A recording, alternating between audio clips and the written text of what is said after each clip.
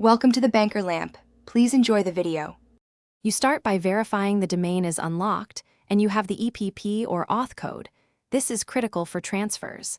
Next, log into Hostinger and open the control panel so you're ready to add a domain. Once done, lower the DNS TTL to 300 seconds at the current registrar. This speeds propagation when you change records. Make sure billing and contact email are current because confirmation links will be sent there. Proceed to Hostinger's domains or transfers section now. You initiate the transfer in Hostinger by entering the auth code and confirming registrant details. This triggers the registrar workflow. Then, choose whether to change name servers to Hostinger or import the DNS zone manually. Import keeps records intact and prevents downtime.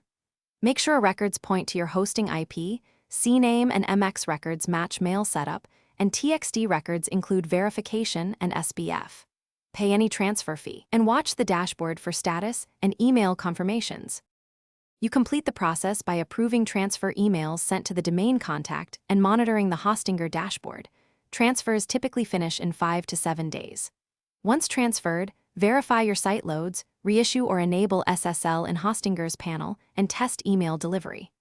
If something fails, check Whois for correct ownership, ensure DNS propagated, use DIG or online checkers, and confirm registrar locks are removed. If propagation stalls, restore previous records and contact Hostinger support. Thanks for watching. If this was helpful, leave a like and consider subscribing. See you next time.